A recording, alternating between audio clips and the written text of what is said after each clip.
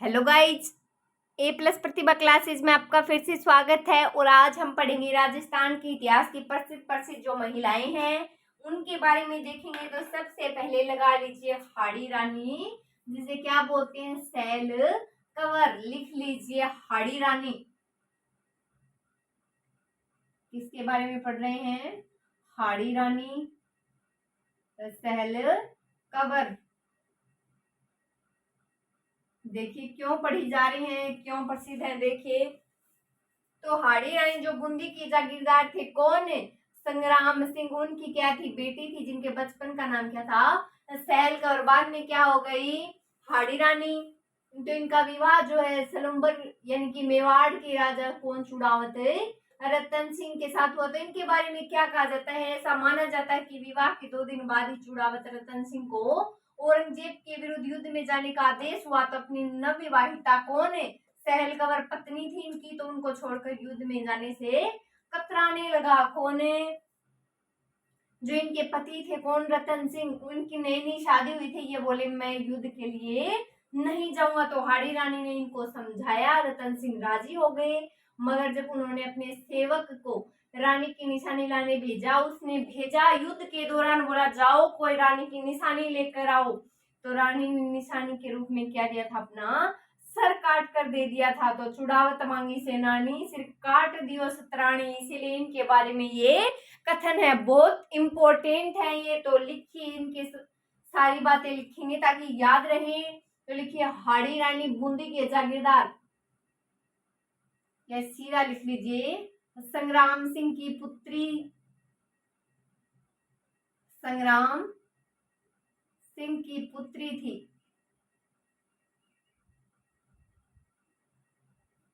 कौन है? हाड़ी रानी या सहल कंवर किसकी बचपन का नाम था इनका? सहल कंवर। पुत्री किनकी थी? संग्राम सिंह की ये बेटी थी। बचपन का नाम लिखिए, बचपन का नाम सहल कंवर।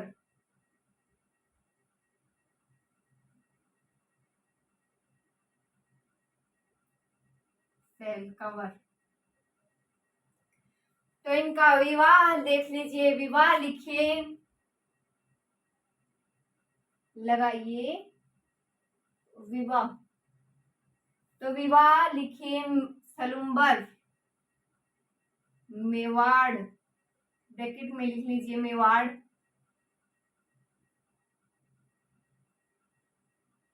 चुड़ावते रतन सिंह के साथ। विवाह किससे? चुड़ावते रतन सिंह से विवाह। तो देखिए हाड़ी रानी सहल कंवर पढ़ रहे हैं। क्या पढ़ रहे हैं? सहल कंवर। तो देखिए संग्राम सिंह की क्या थी? ये पुत्री थी। बेटी किसकी थी? संग्राम सिंह की बेटी थी। बचपन का नाम क्या था? सहल कंवर था। विवाह किसके साथ हुआ? सलुम्बर मेवाड़ के शासक कौन? चुड़ावते रतन सिंह के साथ विवाह हुआ। आगे देखिए, साथ साथ नोट करते रहिए। तो क्या माना जाता है? विवाह के 2 दिन बाद ही चुड़ावत रतन सिंह को औरंगजेब के विरुद्ध युद्ध में जाने का आदेश हुआ। लिखिए ऐसा माना जाता है, ऐसा माना जाता है।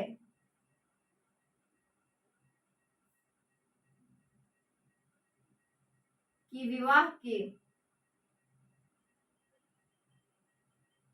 2 दिन बाद ही, विवाह के कितने दिन बाद? 2 दिन बाद ही, जब चुड़ावत रतन सिंह को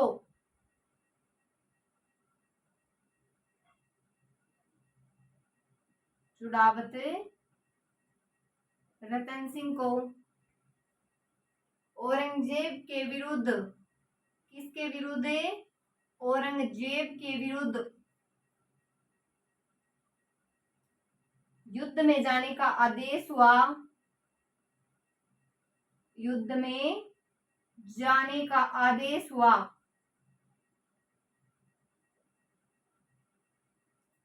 किसका आदेश हुआ? युद्ध में जाने का आदेश हुआ। तो अपनी नवविवाहिता पत्नी को छोड़कर तो अपनी नवविवाहिता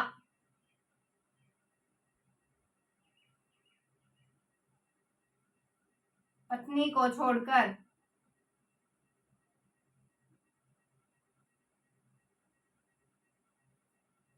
वह युद्ध में जाने से कतराने लगा। युद्ध में जाने से कतराने लगा। लिख लीजिए इतनी बात, युद्ध में जाने से कतराने लगा। तो फिर हाड़ी रानी के समझाने पर चुड़ावत रतन सिंह युद्ध के लिए तैयार हो गया। लिखिए हाड़ी रानी के समझाने पर, हाड़ी रानी के समझाने पर रतन सिंह युद्ध के लिए तैयार हो गया। युद्ध के लिए तैयार हो गया। क्या बोला? ठीक है मैं जाऊंगा युद्ध के लिए। तो देखिए क्या माना जाता है, लिख लीजिए ये बात ताकि आपको याद रहे। तो ऐसा माना जाता है कि विवाह के 2 दिन पश्चात ही चुड़ावत रतन सिंह को औरंगजेब के विरुद्ध युद्ध में जाने का क्या आदेश मिला। तो वो नहीं जाना चाहते थे, अपनी पत्नी को छोड़कर, हाड़ी रानी को छोड़कर वो नहीं जाना चाहते थे, उन्होंने मना कर दिया। तो उसके बाद क्या किया, हाड़ी रानी ने उनको समझाया, वो युद्ध में चले गए, युद्ध में जाने के लिए राजी हो गए। आगे देखिए,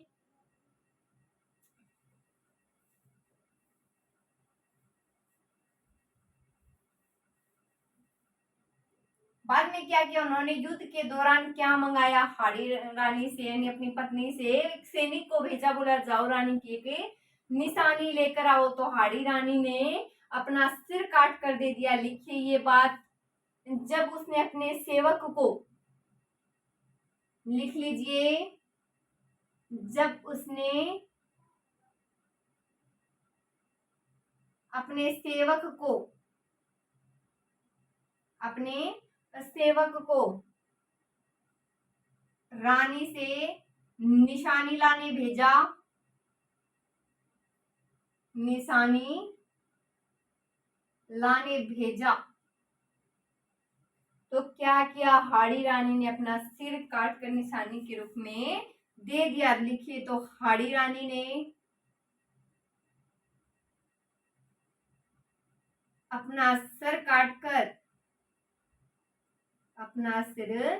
काटकर निशानी के रूप में भेज दिया।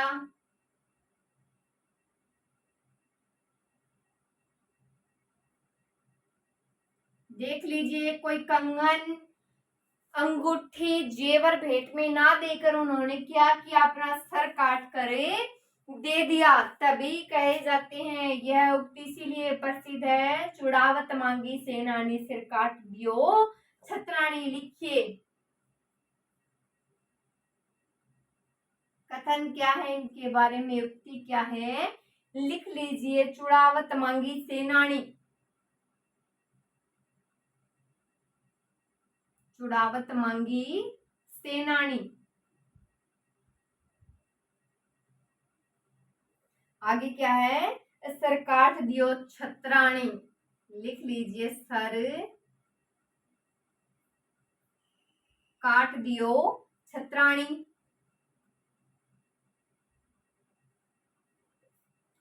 तो देखिए, हाड़ी रानी सैल कंवर की विशेषता क्या लिखा है, तो जब उन्होंने अपने सेवक को भेजा, जाओ रानी से कोई निशानी लेकर आओ, तो हाड़ी रानी ने अपना सर काट कर निशानी के रूप में दे दिया था। इसीलिए क्या कथन है, चुड़ावत मांगी सेनानी सर काट दियो छत्राणी। नेक्स्ट लगाइए गुलाब राय, ये आपको समझ में आ गया होगा। नई हेडिंग लगाइए, प्रसिद्ध महिलाओं में गुलाब राय। तो लिखिए गुलाब राय, गुलाब राय, इनके बारे में क्या क्या विशेषताएं हैं। तो देखिए, गुलाब राय पेशे से क्या थी, कि गायिका थी, डांस भी करती थी, नृत्यांगना थी, जिन्होंने जोधपुर के महाराजा विजय सिंह के जो राजमहल थे उनके महलों में गायिका का कार्य किया। किसने, गुलाब राय ने। तो अपनी बुद्धि कौशल से महाराजा के महल में पासवान का जो पद है इन्होंने प्राप्त किया। श्यामल दास ने इन्हें जोधपुर की नूरजहां की संज्ञा दी है। किसने? प्रसिद्ध कवि श्यामल दास ने। तो गुलाब राय के लगभग 3 दशक तक मारवाड़ की राजनीति का केंद्र कौन बनी रही? गुलाब राय बनी रही। इन्होंने गुलाब सागर के किनारे महल, महिला बाग, झालरा निर्मित करवाया था। ये सारी बातें हम इसमें देखेंगे। तो सबसे पहले लिख लीजिए, गुलाब राय पेशे से नृत्यांगना एवं गायिका थी। लिखिए, पेशे से गायिका और नृत्यांगना।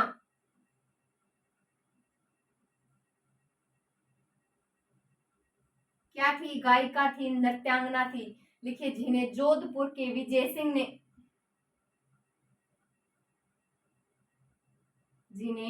जोधपुर महाराजा विजय सिंह ने जोधपुर महाराजा किसने? विजय सिंह ने। लिखिए, जोधपुर महाराजा विजय सिंह ने अपने राजमहलों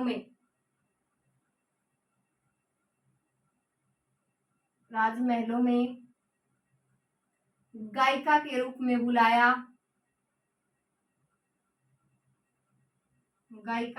में बुलाया। आगे देखिए, जिसने अपनी बुद्धि कौशल से, लिखिए, जिसने अपनी बुद्धि कौशल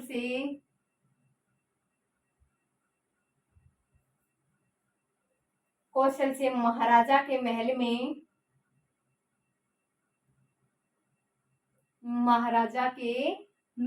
में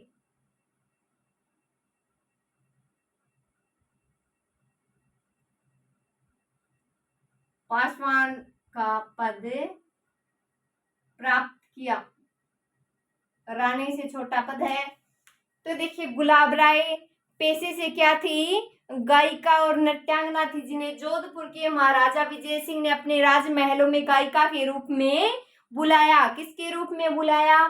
तो गायिका के रूप में बुलाया, जिन्हें अपनी बुद्धि और कौशल से जिसने क्या किया? पासवान का स्थान प्राप्त किया। नेक्स्ट लिखिए, इनके बारे में साथ साथ नोट करते रहिए। नेक्स्ट देखिए, इनके बारे में क्या विशेष है। तो कवि श्यामल दास ने इन्हें जोधपुर की नूरजहां की संज्ञा दी। लिखिए, कवि श्यामल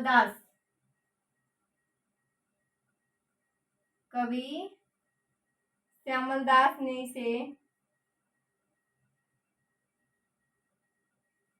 जोधपुर की नूरजहां के नाम की संज्ञा दी।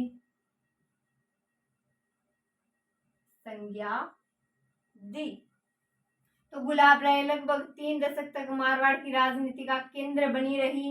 ये बात नहीं पूछी जाती। एक और लिख लीजिए, इन्होंने गुलाब सागर और उसके किनारे के महल। लिखिए, इन्होंने गुलाब सागर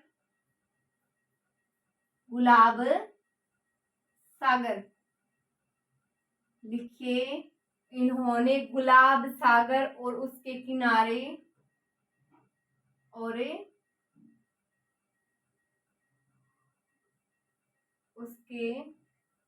किनारे के महल एवं महिला बाग का झालरा।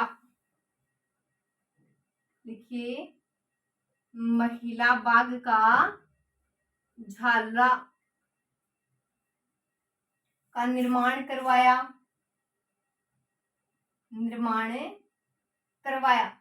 तो देखिए, गुलाब राय के बारे में पढ़ रहे हैं। तो कवि श्यामल दास ने इन्हें किसकी संज्ञा दी? जोधपुर की नूरजहां की संज्ञा दी। इन्होंने गुलाब सागर और उसके किनारे महल, महिला बाग का झालरा का निर्माण किसने करवाया? गुलाब राय ने करवाया। नेक्स्ट लिखिए प्रताप कुंवरी। लिखिए प्रताप कुंवरी। प्रताप कुंवरी। इसमें क्या इंपॉर्टेंट है देखिए, प्रताप कुंवरी को तीसरी भटियाणी के नाम से जाना जाता है। लिखिए इनको तीसरी भटियाणी की संज्ञा दी गई है। संज्ञा दी गई है, तीसरी भटियाणी कहा गया है, जो कि जोधपुर नरेश मान सिंह की क्या थी? रानी थी। लिख लीजिए जोधपुर नरेश मान सिंह। जोधपुर नरेश मान सिंह की रानी थी। किसकी रानी थी? मान सिंह की रानी थी। आगे देखिए, तो प्रताप कुंवरी को महंत पूर्णदास से दीक्षा ली। इस राम भगत रानी ने कुल 15 ग्रंथ लिखे थे। कितने ग्रंथ लिखे इन्होंने? 15 ग्रंथ लिखे। मोस्ट इंपोर्टेंट है, लिखिए प्रताप कुंवरी ने महंत। लिखिए प्रताप कुंवरी ने महंत किससे दीक्षा ली थी? पूर्णदास से दीक्षा ली।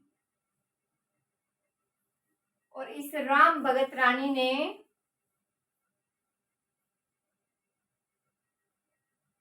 राम भगत रानी ने 15 ग्रंथ लिखे। कितने ग्रंथ लिखे? 15 ग्रंथ लिखे। किसने लिखे? प्रताप कुंवरी ने। तो प्रताप कुंवरी के बारे में इतनी बातें इंपॉर्टेंट है। तो देखिए प्रताप कुंवरी, तो इनको तीसरी भटियाणी की संज्ञा दी गई। जोधपुर नरेश मान सिंह की क्या थी? इनकी रानी थी। प्रताप कुंवरी को महत्वपूर्ण दास से दीक्षा ली। तो इस राम भगत रानी ने कितने ग्रंथ लिखे? 15 ग्रंथ। कुल कितने ग्रंथ? 15 ग्रंथ। नेक्स्ट हेडिंग लगाइए अनारा बेगम।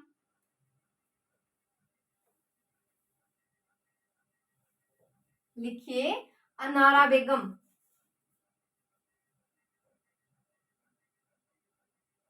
अनारा बेगम। अनारा बेगम देखिए, तो अनारा बेगम जोधपुर के महाराजा गज सिंह की पासवान थी। लिखिए अनारा बेगम। जोधपुर के महाराजा गज सिंह की पासवान थी। गज सिंह की पासवान रानी थी। ये पासवान थी। पासवान थी, जिसके प्रभाव में आकर महाराजा गज सिंह ने अपने ज्येष्ठ पुत्र किसको? अमर सिंह को राज्य अधिकार से क्या कर दिया? वंचित कर दिया। और कनिष्ठ पुत्र कौन थे? जसवंत सिंह। उनको अपना भावी उत्तराधिकारी मनोनीत कर दिया। इंपॉर्टेंट है ये बात, लिखेंगे। तो लिखिए जिनके प्रभाव में आकर, किनके प्रभाव में? अनारा बेगम।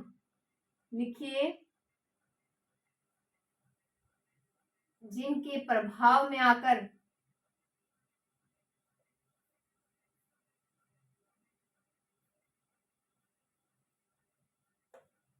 महाराजा गज सिंह ने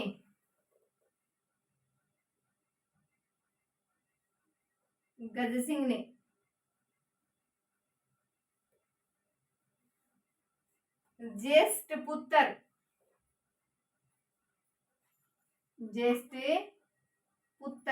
कौन है? अमर सिंह। तो लिखिए अमर सिंह को दत्तक पुत्र, गोद लिया हुआ पुत्र। तो अमर सिंह को राज्याधिकार से वंचित कर दिया। राज्याधिकार से वंचित किया। एवं जसवंत सिंह को भावी उत्तराधिकारी मनोनीत किया, लिखिए जसवंत सिंह को भावी उत्तराधिकारी नियुक्त किया, उत्तराधिकारी नियुक्त किया। तो देखिए अनारा बेगम, कौन सी बेगम है, ये है अनारा बेगम। तो जोधपुर के महाराजा अगत सिंह की क्या थी, ये पासवान थी। क्या थी, पासवान थी। तो जिनके प्रभाव में आकर किसने, महाराजा गज सिंह ने अपने ज्येष्ठ पुत्र अमर सिंह को राज्य अधिकार से क्या कर दिया, वंचित कर दिया। और जो जसवंत सिंह था उनको क्या कर दिया, भावी उत्तराधिकारी नियुक्त कर दिया। नेक्स्ट लगाइए हाड़ी महारानी जसवंत दे, लिखिए हाड़ी महारानी, हाड़ी महारानी जसवंत दे कौन सी है, जसवंत दे। तो देखिए बूंदी के हाड़ा शासक शत्रुसाल की पुत्री और जोधपुर के महाराजा जसवंत सिंह की रानी, लिखिए हाड़ा शासक शत्रुसाल की पुत्री, हाड़ा शासक शत्रुसाल की पुत्री।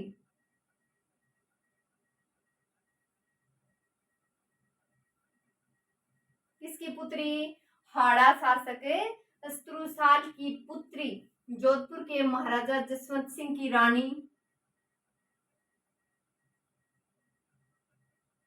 जोधपुर के महाराजा, जोधपुर के महाराजा जसवंत सिंह की रानी,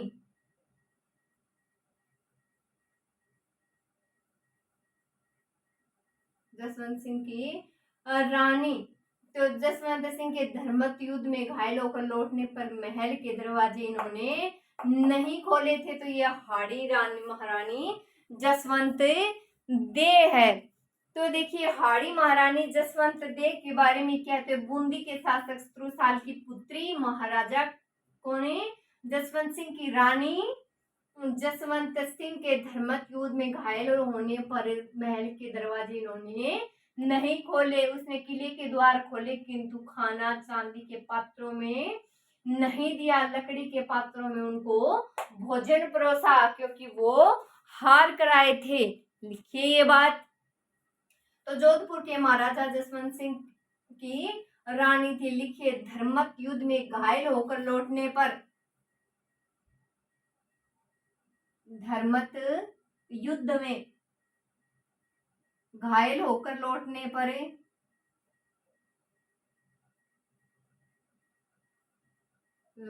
पर, महल के दरवाजे नहीं खोले थे, महल के दरवाजे नहीं खोले, दरवाजे नहीं खोले थे इन्होंने। तो इन्होंने द्वार खोले, बाद में द्वार खोले गए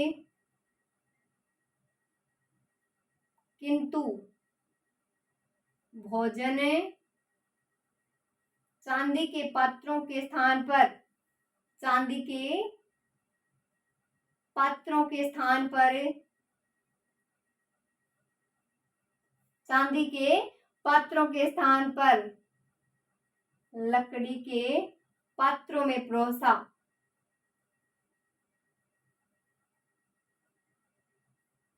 देखिए तो हाड़ी महारानी जसवंत दे, तो हाड़ा शासक शत्रुसाल की पुत्री, जोधपुर के महाराजा कौन, जसवंत सिंह की रानी। तो धर्मत युद्ध में घायल होकर लौटने पर महल के दरवाजे इन्होंने नहीं खोले थे और बाद में द्वार खोले किंतु भोजन इनको चांदी के पात्रों में नहीं दिया, लकड़ी के पात्रों में इनको भोजन परोसा। नेक्स्ट देखिए पोपाबाई,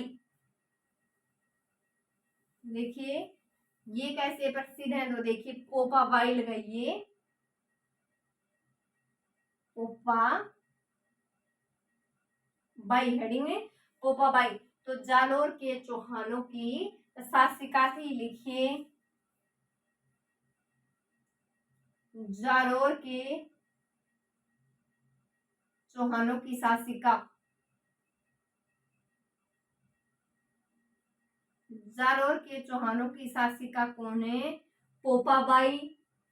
तो देखिए जिन्होंने क्या किया, इसने जोधपुर के राठौड़ों की प्रबल सेना को मार भगाया था, जिसकी खींच मिटाने के लिए राठौड़ों ने पोपाबाई को अव्यवस्था के प्रतीक के रूप में स्थापित कर दिया था। तो देखिए जोधपुर के राठौड़ों को प्रबल सेना में मार भगाया, लिखिए बात, लिखिए जोधपुर के राठौड़ों को, जोधपुर के राठौड़ों को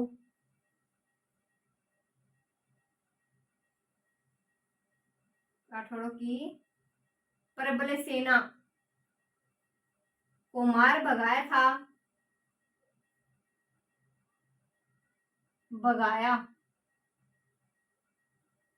जोधपुर के राठौड़ों की प्रबल सेना को इन्होंने मार भगाया, जिसकी खींच मिटाने के लिए राठौड़ों ने, लिखिए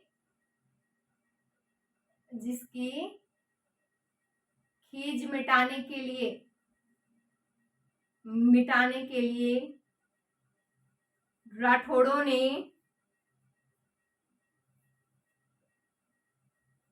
किसने? राठौड़ों ने पोपाबाई को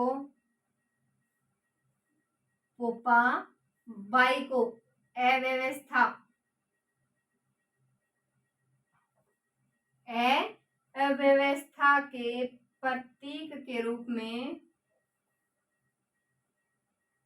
स्थापित किया। ये तो क्या है?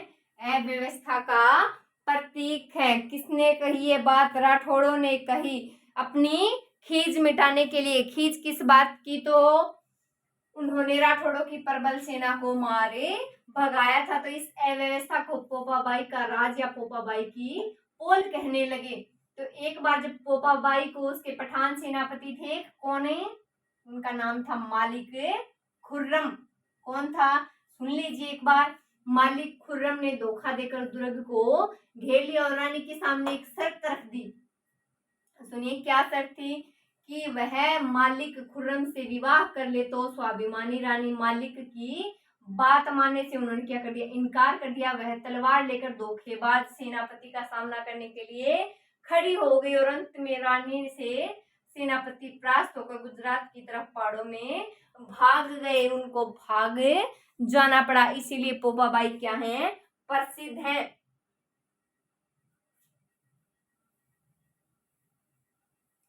इनके बारे में इतनी ही बातें हैं। ये कभी नहीं पूछा जाता कि वो कौन भाग गए थे। जो इम्पोर्टेंट था वो हमने लिख लिया है। अब एक और लगा लीजिए, प्रताप बाला जाड़ेचीजी महिला है। प्रताप बाला जाड़ेचीजी, इसके बारे में क्या इम्पोर्टेंट है? तो देखिए सौराष्ट्र के जामनगर में जन्मी प्रताप बाला महाराजा रणमल की पुत्री और जोधपुर नरेश से तखत सिंह की रानी थी। लिखिए जन्म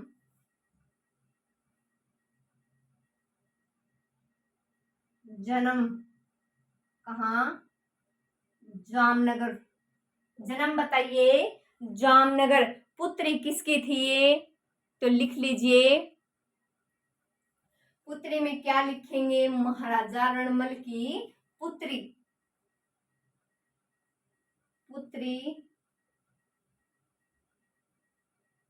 या रणमल की पुत्री, ये लिख लीजिए। रणमल की पुत्री,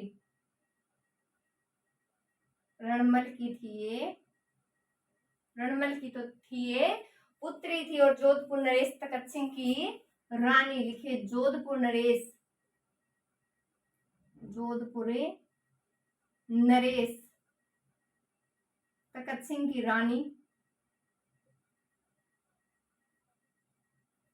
तखत सिंह की क्या थी ये? रानी थी। पुत्री किसकी थी? रणमल की पुत्री थी। तो राम स्नेही संप्रदाय में दीक्षित कौन है? प्रताप बाला।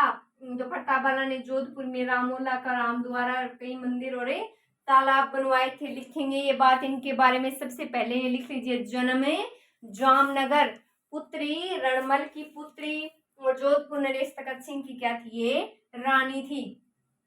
आगे लिखिए, इनके बारे में लिखिए, राम स्नेही संप्रदाय में दीक्षित, लिखिए राम स्नेही संप्रदाय में दीक्षित, राम स्नेही संप्रदाय में दीक्षित प्रताप बाला ने जोधपुर में, प्रताप बाला ने जोधपुर में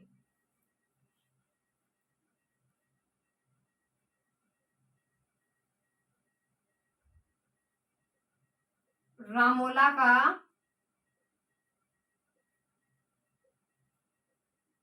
राम द्वारा कई मंदिर एवं क्या किया?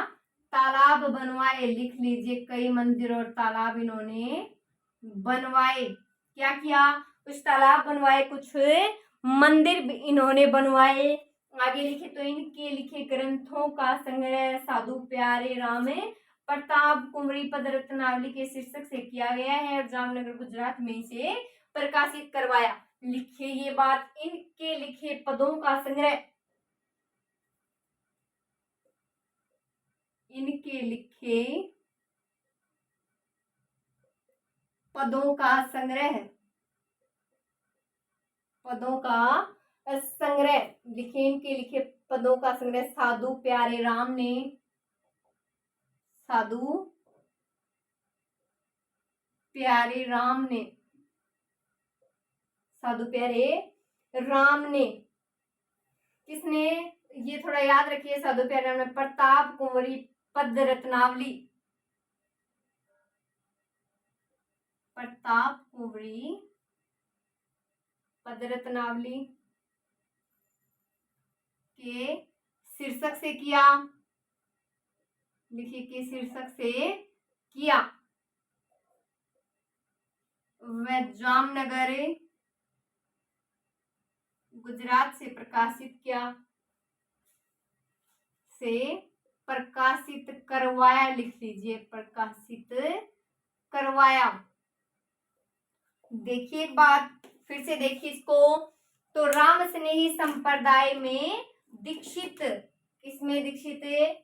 राम स्नेही संप्रदाय में किसकी बात हो रही है? प्रताप बाला की बात हो रही है। तो राम स्नेही संप्रदाय में दीक्षित प्रताप बाला ने जोधपुर में रामोला का राम द्वारा और कई क्या बनवाए? तालाब बनवाए। तो इनके लिखे पदों का संग्रह साधु प्यारे राम ने प्रताप कुंवरी पद रत्नावली के शीर्षक से किया और इन्हें प्रकाशित कहाँ करवाया? जामनगर गुजरात। नेक्स्ट देखिए, रणछोड़ कवरी बाघेली।